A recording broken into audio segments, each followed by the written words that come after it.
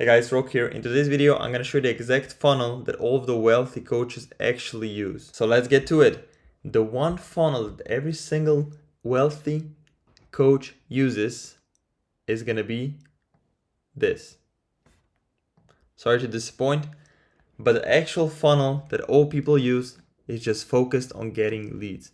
And where you're stuck at, if you're just looking at types of videos like this, when you're trying to find the perfect funnel you're going to use, I'm sorry to let you know, but you're falling in this category.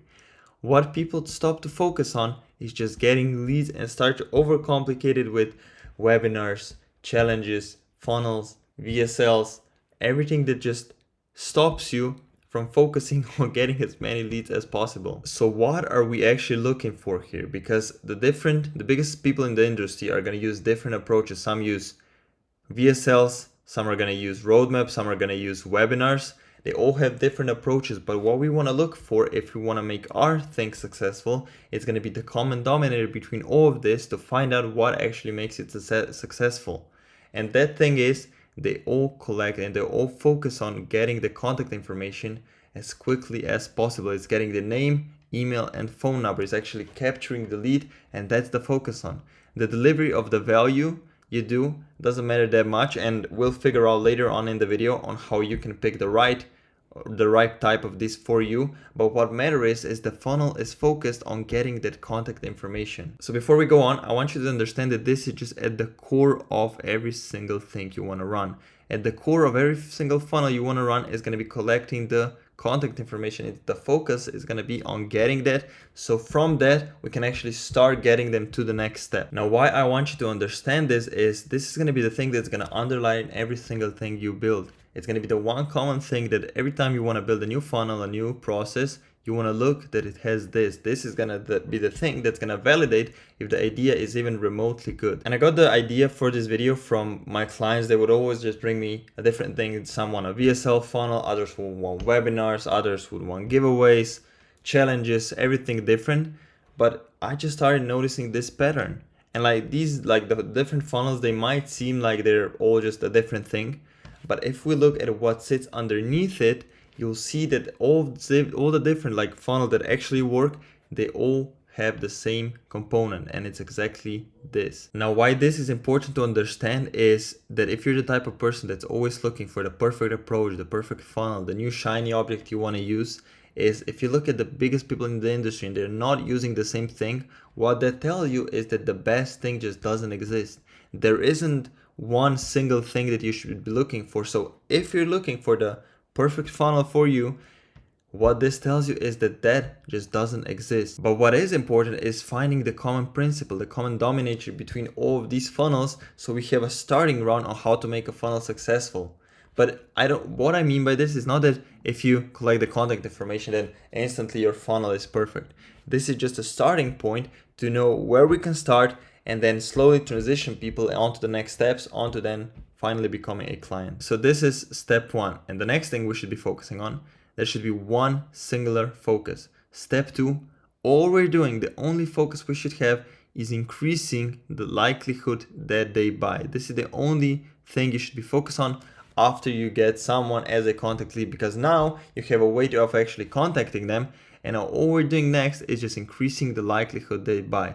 Again, this is just boring, basic advice, but it's the principles that are gonna allow you to understand the whole idea. Now here is where funnels are gonna differ, right? Some are gonna have long videos, some are gonna have full courses, some are gonna have webinars, all things doing the same thing, and that is just increasing the likelihood they buy. Now what we're looking for again is gonna be what sits at the core of what makes these funnels successful, because there are other people who are running webinar funnels, VSL funnels that just don't work.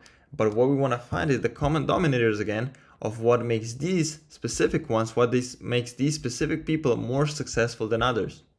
And it's going to come down to two things. It's going to be speed to lead, and it's going to be lead nurture and follow-up. So speed to lead is going to be the first part. And what this is just how quickly can you reach out back to them once a person opts in. So if they opted in for a webinar, if you can within 30 seconds when they're at the peak of their interest, if you can call them and let them know, hey, what's up? I saw you join the webinar. Is there anything you want us to prepare? Anything you're more interested so we can kind of tweak it a bit? let us know. And like, it makes the huge difference, because a person who just opted in, instead of then just being forgotten after 3 days, just forgetting about the whole thing, they saw, oh, there's actually a person behind it, they called me instantly, they actually care about me, okay, I'm actually gonna come to this webinar. And the second part of this is gonna be lead nurture and follow up. Are you actually following up with them? Are you sending them an iMessage every now and again? Are you, like, if they booked in a strategy call, are you sending them a message that says like, hey man, I'm preparing for the call, what do you want to see? And that's gonna affect like how many people actually show up, and when they come to the call, they're gonna know, okay, for the past 3 days, this guy has been preparing for the call, and it's gonna improve all the metrics. And like these two, these are common dominators between all of these. No matter which of these funnels you're running, this is going to be important for all of them. This is going to be the main part of all of it. It's going to be how quickly can you get to the lead, and how many times and on what platforms are you actually getting back to them. And to really drill this in, and why this is like at the core of absolutely everything, is like, imagine there are the like ancient times, prehistoric, whatever, you got 2 hunters, and they find this honey badger or something. And who do you think is going to be the one that's going to be more successful? Who do you think is going to be the one who's going to feed the family? The one that's going to ignore it for a bit, like see it and like, okay, this is, I don't really care. Okay, cool. Then maybe he's going to throw a rock at it, and then he's going to give up, and it's going to be it. That's going to be it. He's not going to care about it anymore, and that's it. Or do you think the one who's going to do better is going to be the one who's instantly going to get into position, throw a rock at it because they both just have a rock, throw another rock at it, tries to grab it, try baiting it, and then just repeat the process until it catches it? Now it's like right here, it just seems super obvious, like which of these is gonna be the one that's gonna bring the honey badger home. But when we're building funnels, we're doing all this new stuff that seems like so complicated, it's easy to forget about what the actual principles are that are gonna make this thing successful, but rather focus on what the right color is or what the right approach is, and that's where you get lost with the whole system. Now, to start making this a bit more tangible, what I made right here it's pretty arbitrary, but it's a ranking system of speed to lead and lead nurture, and how you want to actually look at this to know, okay, are you doing this well, or are you just terrible at doing this? So rank 1, the best rank, is going to be speed to lead, is going to be getting back to them in 30 seconds. Rank 2 is if it takes you a minute. Rank 3 if it takes you under 5 minutes. And rank 4 is over 5 minutes. So like, if you are responding to your leads, like, this is what most people are doing. They're reaching out to them after maybe 6 hours. And you can see that this is just not even close to any rank. This is rank 999. And you think you're going to be successful when there are people who are reaching back to every single lead within 30 seconds. And then lead nurture, this is just gonna be on platforms, but it's also how many times you follow up with them. But rank 1 is gonna be calling them. It's actually been calling them, hopping on the phone, telling them, hey, what's up? What do you want? What are you interested in? Second rank is gonna be iMessage. iMessage, everybody opens it. It looks way more natural. Everybody's gonna respond easy. SMS, that's the rank 3. SMS, it's still SMS, it's still through a phone number. It's not as good as iMessage because it's not a blue bubble, and everybody knows that like people just love blue bubbles for some reason. And then the rank 4 is gonna be just running it through email.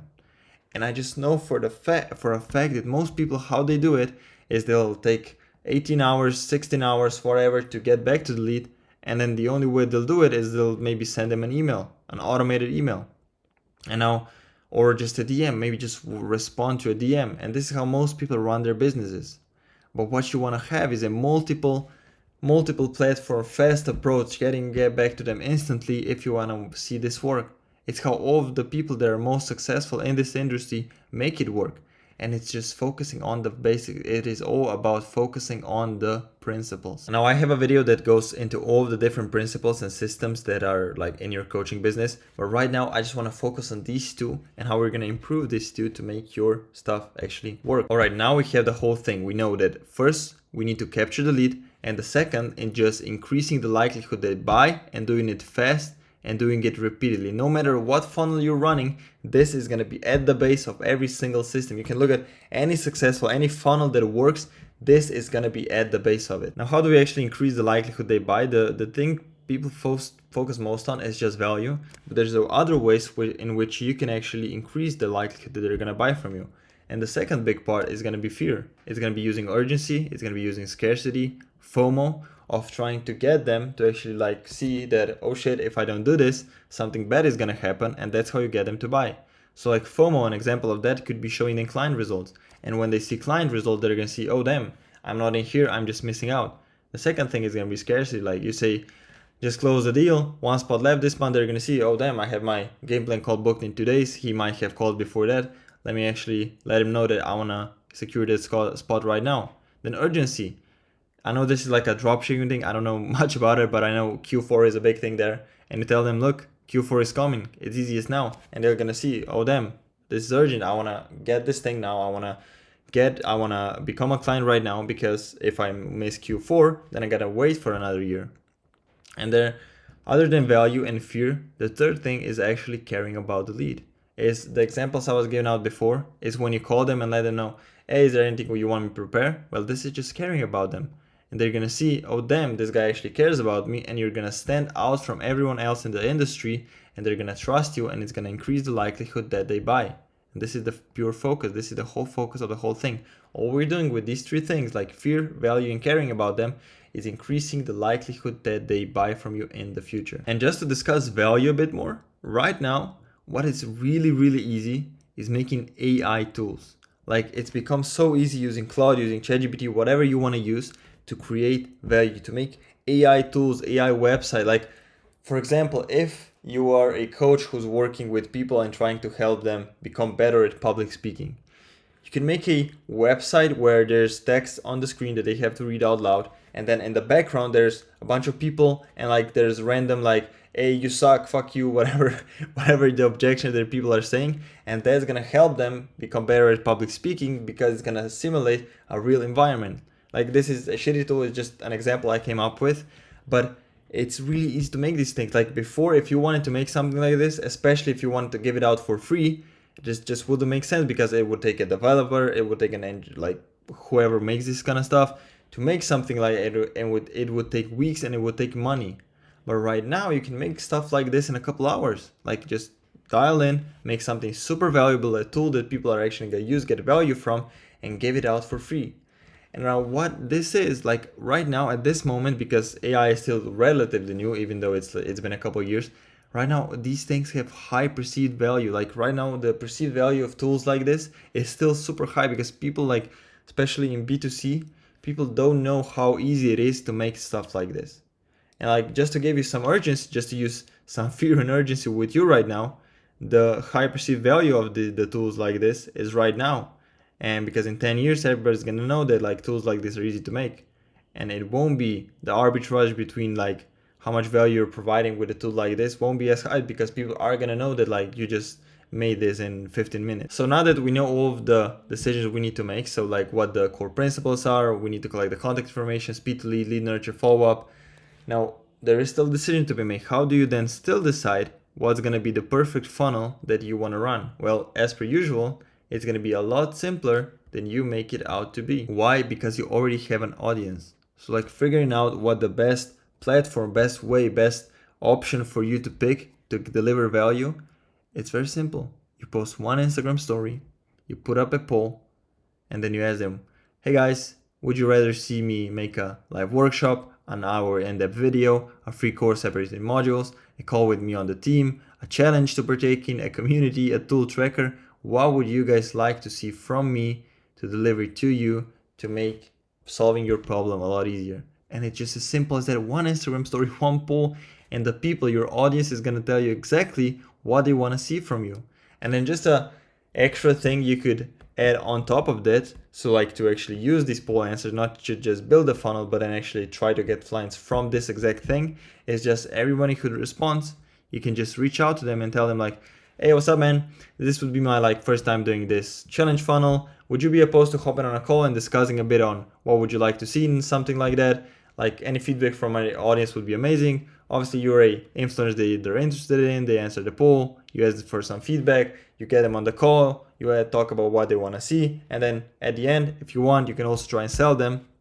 Get sales from just this initial poll, just for nothing. You just post the one poll. Now you get calls booking in. And now you can start closing people. And now this process, this is going to be if you don't have an existing funnel. If you already know what your audience responds good to, use this, but without just focusing on how it looks like and what like the perfect thing you want to do inside it is. Focus on the principles. Focus that look at if the funnel is actually collecting the contact information. And then the second thing, are you utilizing speed to lead, and are you utilizing all platforms and all options of lead nurture or follow-up? And that's it. This is how you actually pick what is going to be the best funnel you want to use inside your business. Now I know this video was probably quite different to what you were expecting, especially from the title. But if there's one key idea I want you to take from this, what everything I talked about, is that the funnel, the big shiny object is that by understanding the principles, that will allow you to understand the idea.